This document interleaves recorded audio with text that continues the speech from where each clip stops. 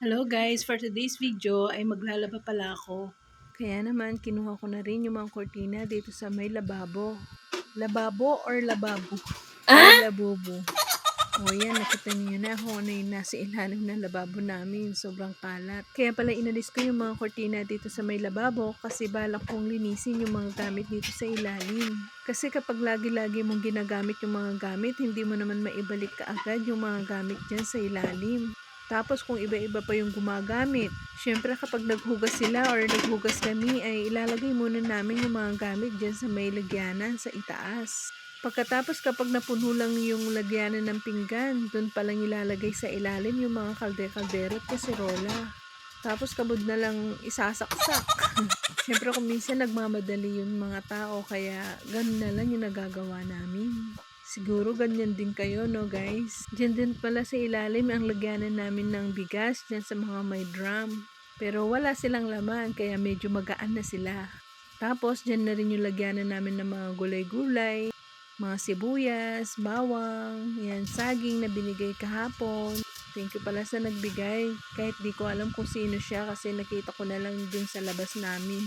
Tapos yung mga plastic, ayan, kalat-kalat yan. Kaya inilagay ko na lang sa isang lagyanan. Lagyanan ba ng mga basura? Ayan. Pagkatapos pinunas ko na rin yung semento kasi kapag minap mo dyan, hindi mo makukuha yung nasa gilid-gilid tsaka sa likod-likod. At kapag basahan yung ginamit mo dyan ay talagang manap-nap mo yung mga dumi-dumi. Pagkatapos pala kumuha na rin ako ng bagong kortina. Yung mga kortina ko pala ay tinatahi ko lang. Pero ang kortina na iyan ay luma na din. Kasi hindi na ako makabili ng bagong kortina na tatahiin ko. Alaban namang budget. Pero syempre yung kortina ay nakakaganda din sa may lababo natin. Kaya hindi pwedeng hindi lagyan ng kortina yung lababo. Lalo na kapag makalat yung nasa loob, di ba guys? Ayan, nalagyan ko na ng kortina. Kaya pati yung isang side namin ay lalagyan ko din. Para terno-terno yung mga kortina natin sa kusina. Di ba mas maganda yung terno-terno? Kesa sa rumble-rumble yung mga kulay ng mga kortina ninyo. Ayan. Pero syempre kung no choice ka na, okay lang. Basta may takip. Yan, pagkatapos ko palang nakortinahan yung mga bintana at saka yung lababo natin, ay hinugas ko na rin yung mga konting dumi-dumi dyan. Kasi medyo allergy ako sa mga kalat-kalat sa lababo. Kung nabibigyan ko lang ng time. Pero kung walang time, kalat-kalat din dyan. At lalo na kung may sakit ako. Pero yung anak ko palang si Lance, yung masipag na maghugas ng plato dyan.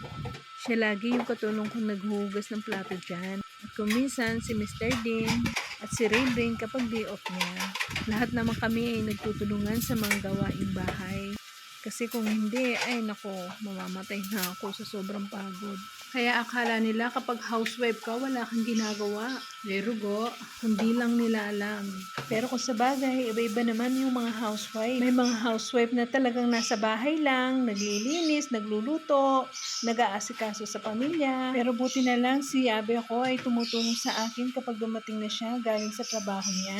Nakikita niya rin siguro yung mga sakripisyo ko at mga ginagawa ko dito sa bahay. Kaya naman madalas siya yung nagluluto ng tanghalian namin. Kaya naman thankful ako sa kanya. At thankful din ako sa aking anak, si Lance, kasi masipag siyang maghugas ng plato at tumutulong din na naglilinis sa akin. At syempre, thankful din ako kay Rain kasi siya nagbibigay ng pangbayad namin ng bills at nagbibigay ng pang-grocery namin. Kaya gumagaan yung responsibility ni Abe ako guys. Nakakatulong din yung pagtitinda ko ng shake dito sa bahay namin. Nagkaroon din ng sideline si Lance para sa kanyang schooling. Kaya kapag ang bawat miyembro ng pamilya ay nagtutulungan, talagang magiging magaan yung buhay. Kasi hindi lang yung isa ay nagdadala o nagbibitbit sa problema sa pamilya. Bit-bit. Kaya tingnan niyo naman yung ebidensya, kalapad ko na gulot. Tinaba na ako king relaxation. O kapad ko mong papagal. Ayan. Okay lang yan, talagang ganyan kapag tumatanda ka na, lalapad ka na. Kasi lumalaki na yung kaha mo, ayan. Pero malaki lang yung katawan ko, pero sa loob, marami ng sakit. Ayan, binrush-brush ko na din pala yung lababo namin, yung mga lagyanan ng sabon namin, tsaka yung sink namin. Kasi nagbabahay din dyan yung mga dumi-dumi, ayan. na hindi naman nagagawa ni Lance kung minsan. Kaya ako na yung nagpupulido sa gawa niya. Ayan. Kaya kung minsan kahit pagod, maganda naman yung magiging pakiramdam mo kapag nakita mong malinis yung lababo mo. Ayan. Tsaka yung kusina mo. Masarap magluto at masarap kumain. At yan, pagkatapos ko naglinis ng lababo, nagmap na din ako. Ayan na yung finish natin. Thank you for watching.